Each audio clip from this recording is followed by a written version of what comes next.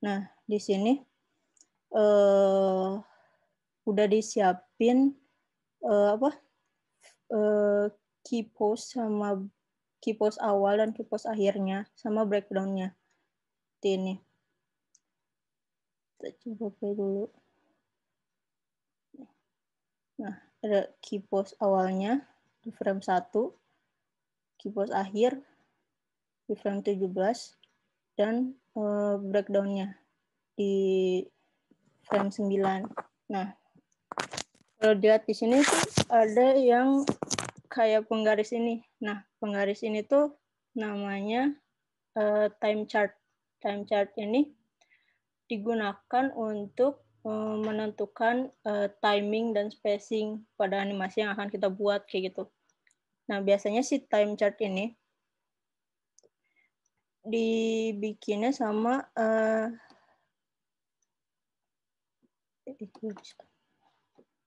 nah, si time chart ini biasanya dibikin di dalam sebuah tim gitu, dibikinnya oleh key animator. Jadi key animator itu yang bikin key pose yang ini nih, key pose awal sama key pose akhirnya gitu. Nah, untuk di si time chart ini dibuat sama key animator itu untuk menginstruksi atau ngasih tahu berapa banyak gambar yang diperlukan untuk mengisi in between atau gambar antara gitu. Dan untuk menentukan spacing dan timing seperti itu, jarak antar gambar. Nah, cara bacanya itu sisi basic anatomi dari si time chart ini, dari garis lurus ini kayak penggaris gitu. Terus si key animator tuh awalnya bikin key pose awal sama key pose akhirnya dulu, terus dia bikin si time chartnya. Nah, si key pose awalnya ditandain sama dibuletin gitu. Jadi di frame 1 key pose awalnya dibuletin, itu tandanya si yang dibuletin itu tuh merupakan key pose seperti itu. Begitu pula dengan key pose akhirnya di frame 17 kayak gitu. Nah, setelah si key animator bikin key pose-nya di frame 1 dan 17, selanjutnya bikin gambar antara si frame 1 dan 17 di frame 9 yang namanya breakdown. Jadi si breakdown itu gunanya untuk mengconnect gambar si frame 1 dan frame 17. Nah, bisa dilihat di sini tuh yaitu tanda kalau si antara frame 1 dan frame 19 dan frame 9, antara frame 9 dan frame 17 itu jaraknya sama gitu, tandanya seperti ini. Nah, selanjutnya untuk gambar in between-nya kita tuh nggak bikin dari 3 dulu gitu. Nggak bikin dari 3, terus 5, 7, 11, 13, 15. Tapi kita bikin dulu di gambar si frame 1 dan frame 9, dibikin gambar antaranya. Di sini ditulisnya di frame 7 gitu. Dan gambar antaranya itu jaraknya setengahnya, seperti itu. Begitu pula selanjutnya, antara frame 1 dan frame 7 dibikin gambar antaranya di frame 5. Terus lagi di frame 1 dan frame 5 dibikin gambar antaranya di frame 3, kayak gitu. Nah, terus kita praktekin aja langsung. Jadi kita bikin frame antara gambar antara frame 1 dan frame 9 di frame 7. Ini. Kita aktifin onion skin-nya biar kelihatan.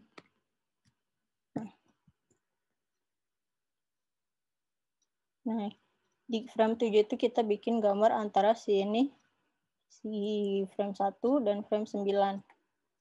Caranya langsung kita atur dulu si size brush-nya 15 cukup.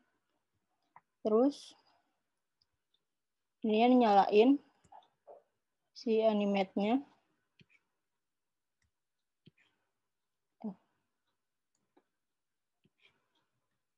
Harusnya kalau ini dinyalain tuh kita langsung ke bikin gitu gambar di frame gambar lainnya gitu. Tapi ini nggak bisa. Jadi kita manual aja, ini dihapus dulu frame 7 sama 8-nya. Kita bikin frame gambar antara frame 1 dan frame 9.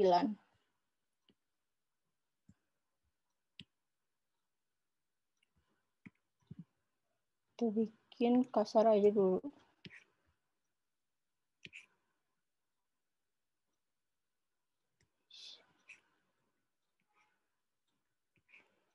Nggak bisa.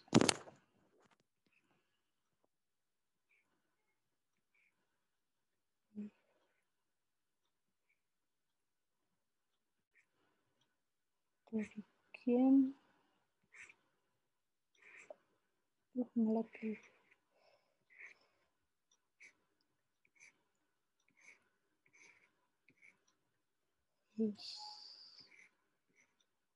Jadi kita bikin frame di antaranya.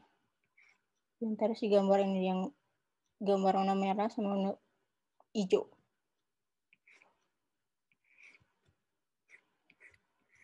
Kira seperti ini.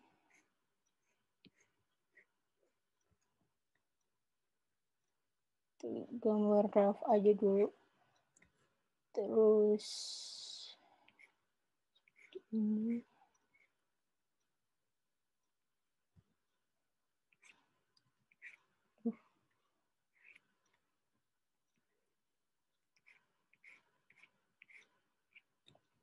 Kira-kira seperti ini.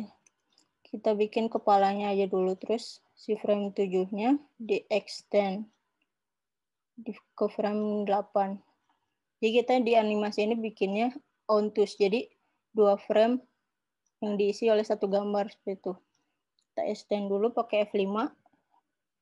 Nah, terus setelah bikin frame 7, kita lanjut bikin ke frame 5. Gambar antara frame 1 dan frame 7. Frame 5. Nah, hapus aja dulu. Kita lanjut.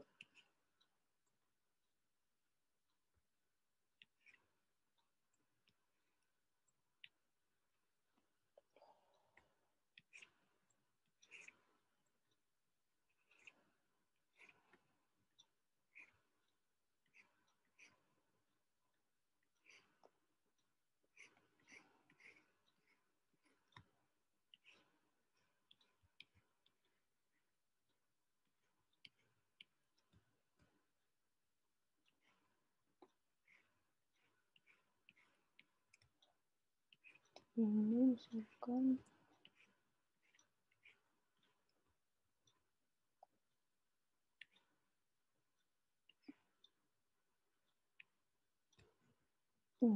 terus kita extend lagi 5. Setelah itu kita bikin gambar antara frame 1 dan frame 5. Kita hapus lagi dulu. Kita bikin frame-nya, bikin gambarnya. Ini misalkan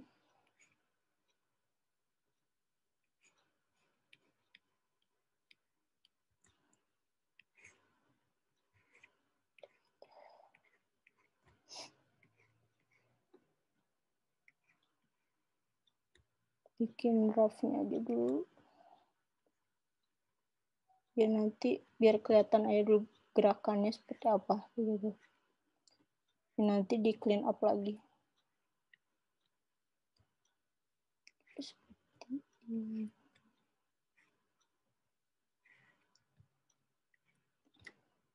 Nah,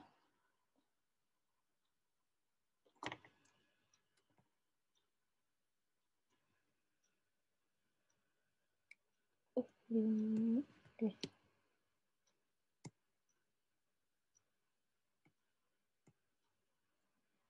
Begitu pula yang sebelah sininya.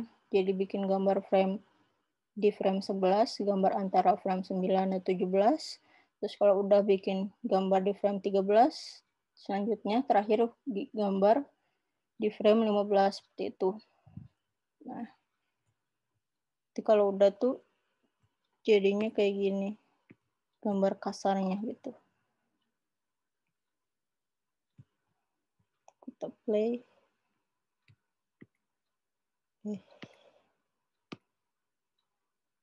Kira-kira seperti ini gambar kasarnya. Jangan lupa matanya juga, hidungnya, dan mulutnya. Seperti itu. Kalau udah sampai sini, misalkan kalian masih belum puas sama si bentuknya, bisa diedit-edit lagi. Oke, ini counter editor atau ditransform, dikecilin, dipindahin kayak gitu.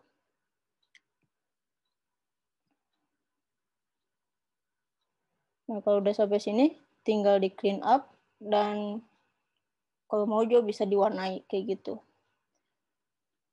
Seperti itu. Sampai sini ada yang mau ditanyain atau terlalu cepat penjelasannya? Kalau untuk nanti tugasnya bakal dikasih apa? Mentahannya si file Toon Boom-nya. Mentahan yang isinya ada key post sama breakdown-nya kayak gitu.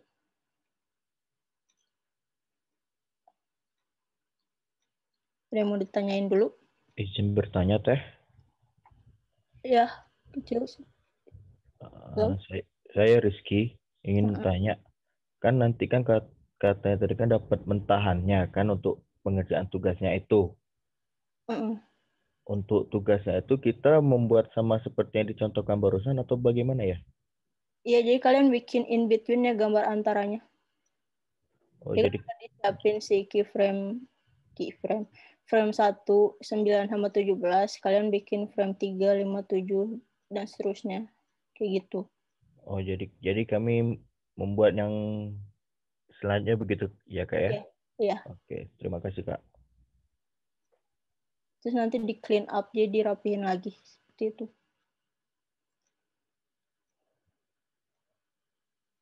Yang lain? Sambil nunggu Pak Irfan.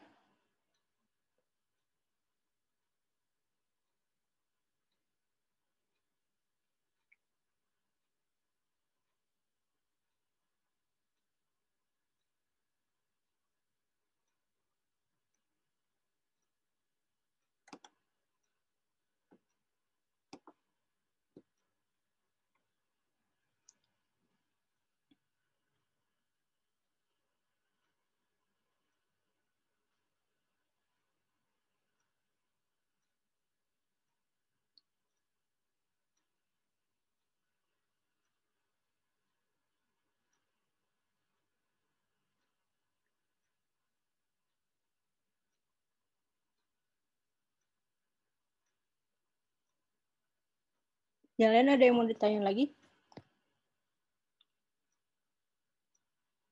Kalau nggak ada,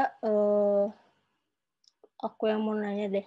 Ini dari animasi yang ini tuh, kira-kira prinsip apa aja sih yang diaplikasiin di animasi ini? Ada yang tahu?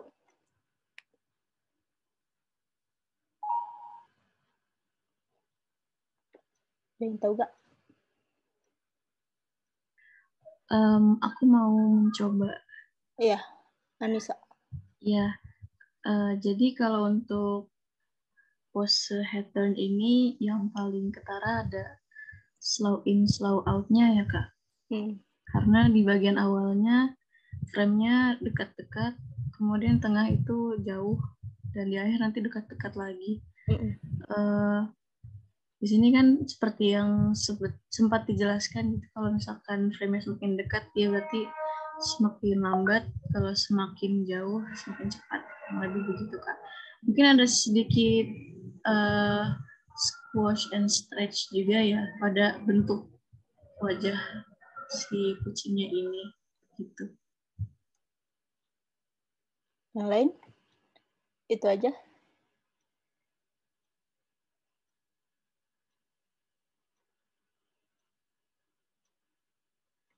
Ada lagi gak misalkan apa gitu?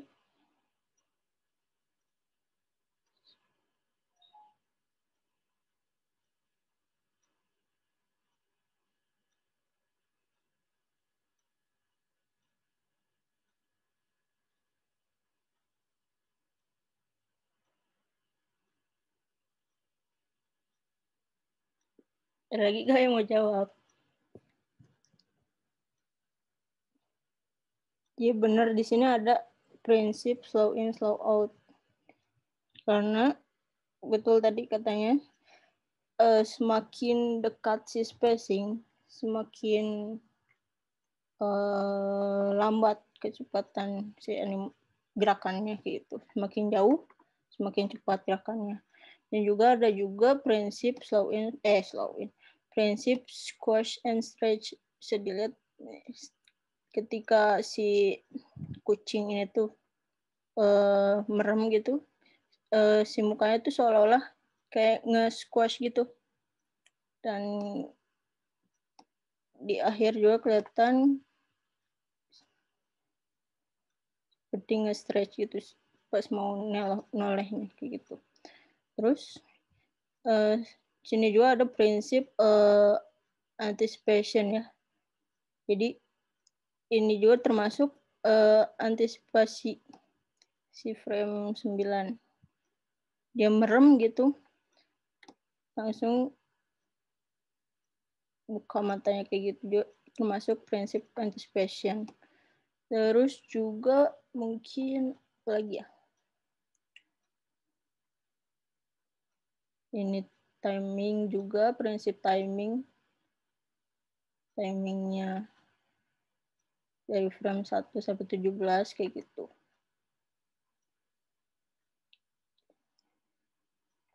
Seperti itu. Ada yang mau ditanya lagi gak? Di luar dari ini juga gak apa-apa. Dari tugas sebelumnya atau apa gitu. Ada kendala atau tidak?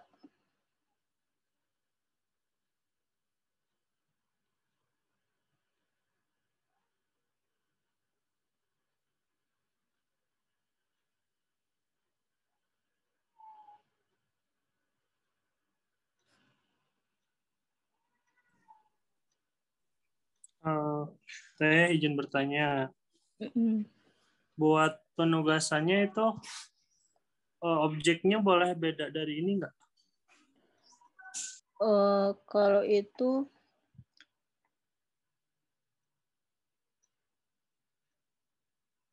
untuk latihan tugas selanjutnya sih lebih baik coba dulu dari yang ini. Coba bikin dulu dari yang ini petunjuknya. Tapi kalau untuk lebih lanjutnya mau ditanyain dulu ke Pak Irfan, soalnya belum tahu juga sih. Jadi disesuaikan aja sama yang ini. Disesuaikan nanti. Oke.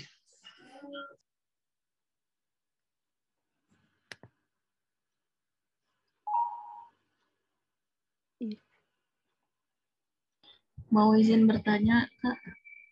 Tapi mungkin di luar pembahasan, tapi masih sedikit berkaitan gitu.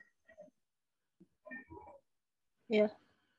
Iya, jadi yang ingin ditanyakan itu dalam membuat animasi gitu ya, seperti yang kemarin bata jatuh atau mungkin juga bouncing balls gitu, ada juga keyframe-nya. Nah itu, bagaimana kira-kira menentukan gitu keyframe apa yang cocok dan di mana ditaruhnya gitu?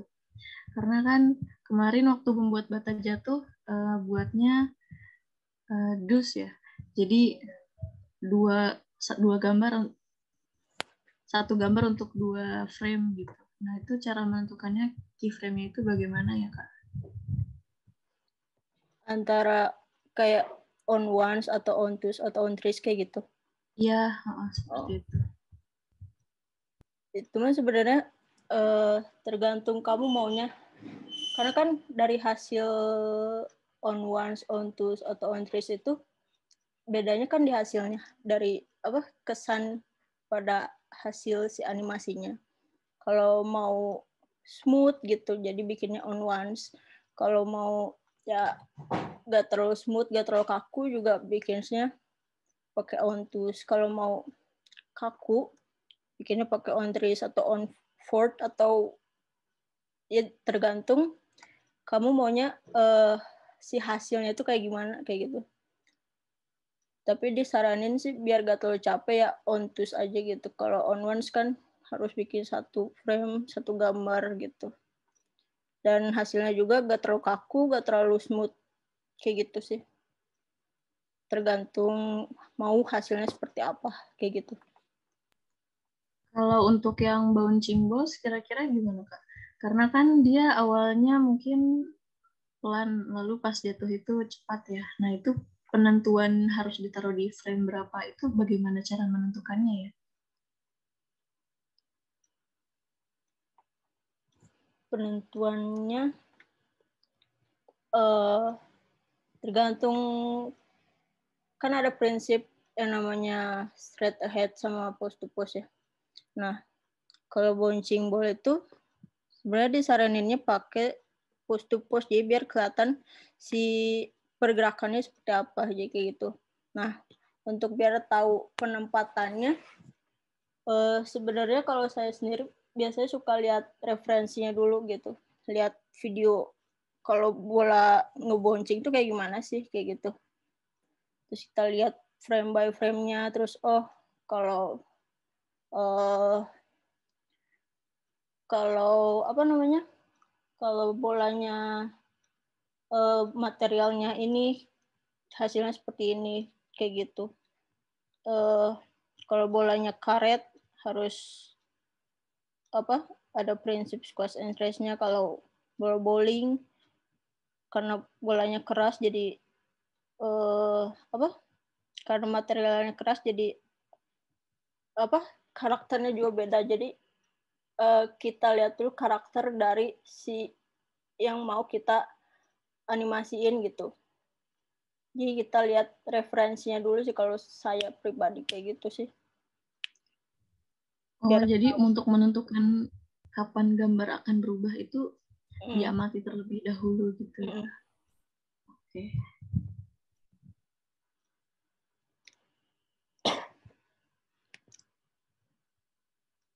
Ada lagi Pak?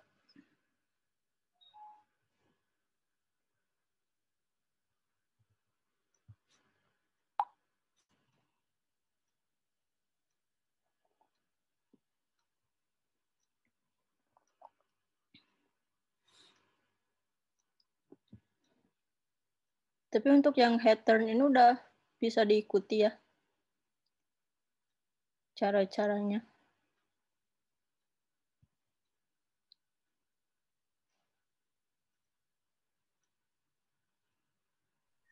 Kalau dari saya mungkin biasanya setelah kelas masih akan menyimak video recordingnya sih untuk lebih memahami. Sama langsung dipraktekin juga. Iya. Bikin aja apa kayak gitu. Coba-coba gitu. Gitu.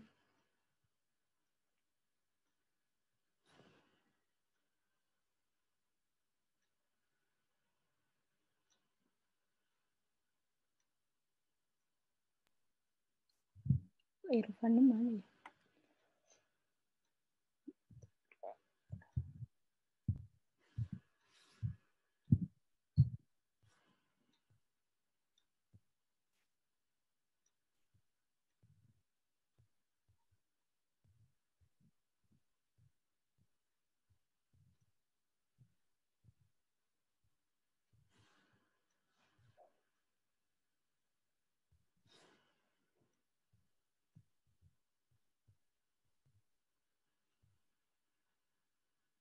Oh ya, ini juga di animasi ini ada prinsip post to post. Karena dibikinnya nggak beruntun gitu dari satu frame ke frame lainnya. Sedangkan tapi bikinnya dari pose awal, pose akhir, terus gambar tengah, terus in between-nya kayak gitu. Jadi masuk juga prinsip post to post. Itu. Terus kalau gak ada yang ditanyain, kita tunggu Pak Irfannya aja dulu ya. Kalian kalau mau coba-coba bikin dulu juga gak apa-apa.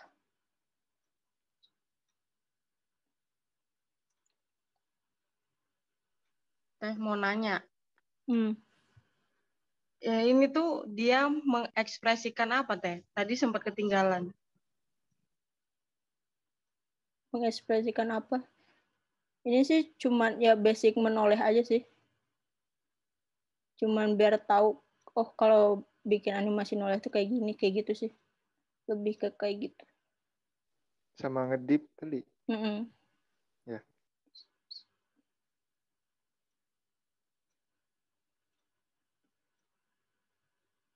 Oh, oke Teh, makasih.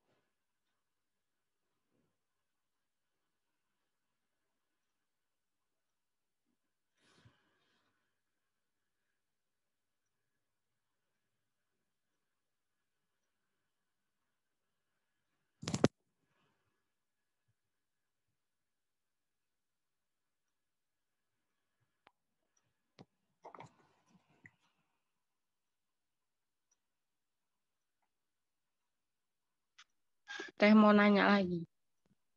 Iya. Itu kan kalau misalnya ini yang warnain. Kalau misalnya dia diwarnain terus dipakai ember itu kan sudah ngeblok semua. Terus kita tuh kayak mau bikin shading-shadingnya gitu. Nah, tapi kan kalau pakai brush itu kan biasanya suka keluar-keluar tuh dari si gambarnya itu. Ada nggak caranya biar dia eh, nge-shading tapi tuh nggak keluar dari garisnya gitu. Kalau di kayak Photoshop atau AI kan ada tuh biar dia nggak keluar garis. Nah, kalau di Tonbun tuh ada nggak Teh? Ini kayak overlay-nya gitu ya.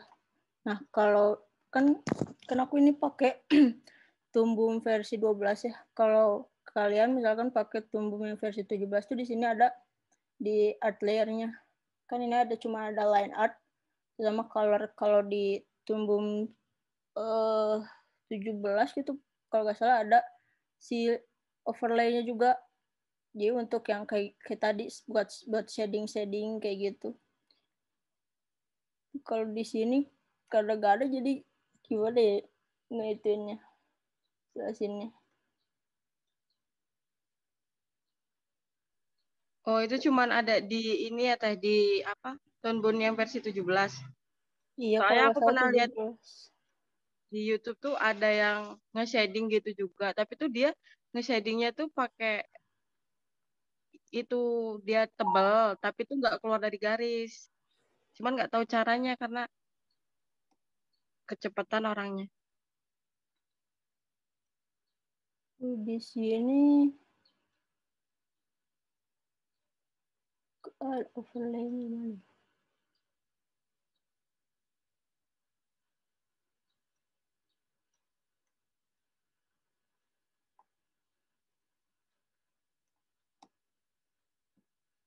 Mungkin Gian bisa bantu. Kalau Tumbum 12 nih.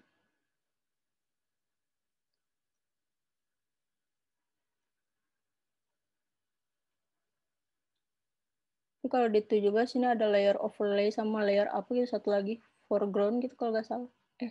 Iya. Jadi art layernya gitu diaturnya. Yang ngemasking gitu.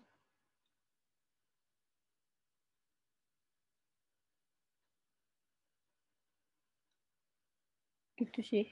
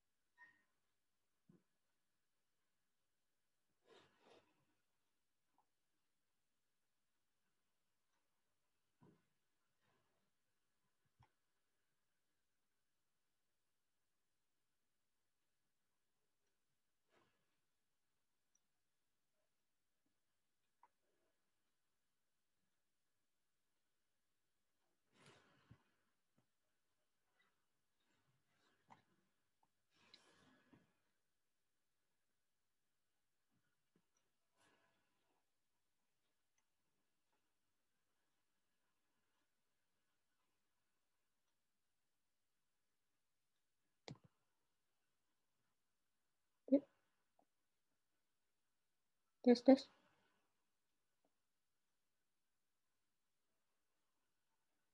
Tapi mungkin untuk penjelasan lebih lanjutnya kayaknya digabung sama tugas selanjutnya aja. Kan tugas selanjutnya juga lebih kompleks lagi kayak gitu. Ini Pak Irfan nih kayaknya bakal dateng deh.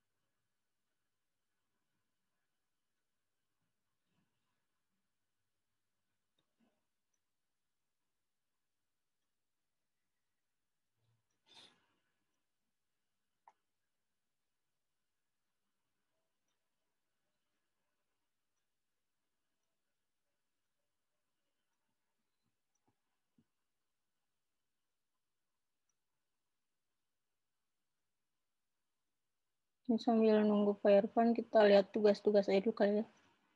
Tugas-tugas yang udah dikumpulin.